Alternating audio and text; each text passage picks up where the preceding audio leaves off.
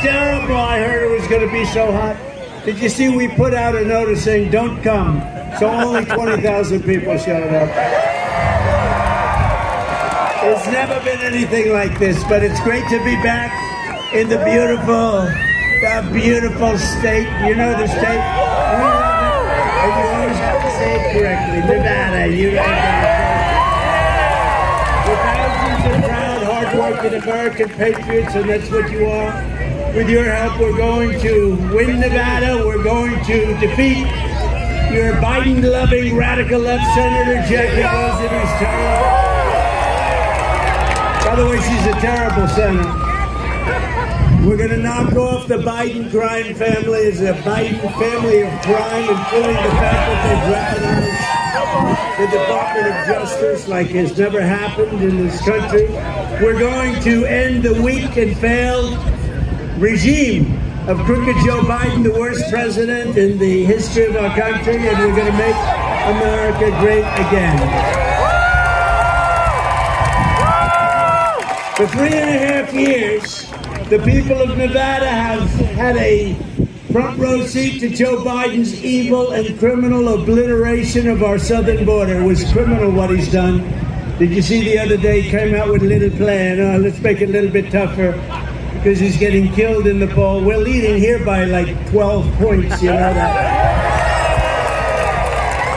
All we have to do is stop the steal, and we have it made.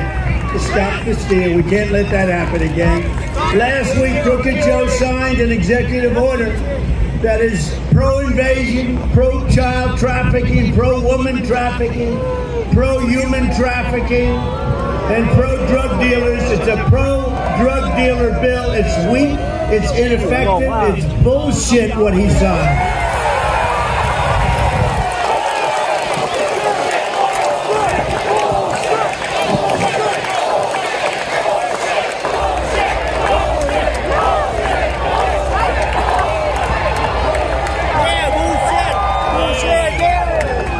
Turning out to be like a deplorable. Remember deplorable when Hillary said deplorable? She said deplorable, and that was not good. That was not a good word to use. This word seems to be catching on a little bit, but in a much more positive way than deplorable. That was not good. She actually said deplorable and irredeemable. Do you remember? And I heard it, and I said, wow, that irredeemable is really a bad word, and it didn't catch on. What caught on was deplorable. So what the hell do I know about politics, right? Millions of people will continue pouring in, and they're coming right through the border like they have never come through before. What he signed means nothing. In fact, it makes it easier. In my opinion, it opens the border still further. We have people coming into our country. We're going to end up making, and I say this and I say it all the time, November 5th will be the most important day in the history of our country. If Joe Biden truly wanted to sign an executive order to stop the invasion, right now all he needs to do is say, I hereby immediately reinstate every single border policy of a gentleman named Donald J. Trump. You know, he doesn't need anything. He could have done this. He's a little late, by the way. Number one, he's late. Number two, it's meaningless what he signed. It's just a PR ploy, as usual. It's disinformation, misinformation, talk. They talk as our country goes down the tubes. Less than 4 years ago, I handed Crooked Joe the strongest, most secure border in the history of our country. We never had a border like that. We built 571 miles of border wall. It was unbelievable. We ended all catch and release. We had the remain in Mexico, safe third country, and then we had also Title 42. You remember, everything was so good. If this guy just, he goes to the beach all the time, somebody thinks he looks good in a bathing suit. I don't know. And he has that little chair that weighs about like 7 ounces. It's meant so children can lift it and very old people can lift it. And you know what? He's not old. He's incompetent. He's not old. He's not old. I know people that are 88, 89, 92, A man named Bernie Marcus, founder of Home Depot. Oh, yeah. He's Bernie Marcus is 95, I think, and he's 100. You talk to him, he's 100% sharp.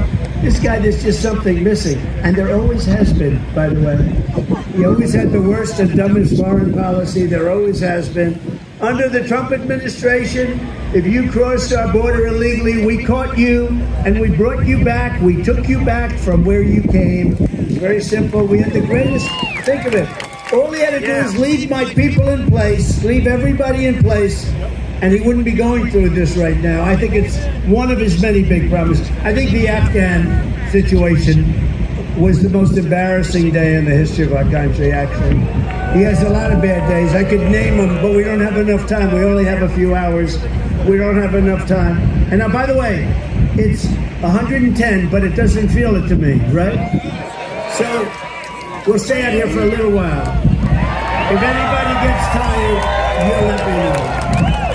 And if anybody goes down, if you start going down, we have people, they'll pick you up right away. They'll throw water. You know, they were so worried. Everybody was so worried yesterday about you. And they never mentioned me. I'm up here sweating like a dog. Secret Service said, we have to make sure everyone's safe. I said, what about me? Oh, they don't think about me. I'm working my ass off. I'm working hard. This is hard work. Front row Joe. Under Biden, the invasion is just a disaster. What's happened? It's never happened like this. In less than 4 years, Crooked Joe has imported more illegal aliens into our country than at any other time in the history of our country, times maybe 50. There's never been anything like this happening to our country. They're changing the fabric of our country. They're destroying our country. They're doing things that are unthinkable. This open border, so many bad things, but this open border situation where you're allowing millions and millions of people to flood our country. We can't handle it. No country could handle it. It's not sustainable. The entire world is emptying their prisons and jails, insane asylums and mental institutions. They're emptying them out into your state, but they're emptying out into all 50 states. They're coming in, and there's no such thing as a border state anymore. That border is so meaningless. They just walk right through. They go right through the so-called border states, and they end up in Iowa. They end up in Idaho. Remember when Joe said it's great to be in Idaho, and he was in Iowa? He always does that. If I ever did that, it would be over. That's the end of his political career. He's cognitively impaired. No. You know, I had a second test.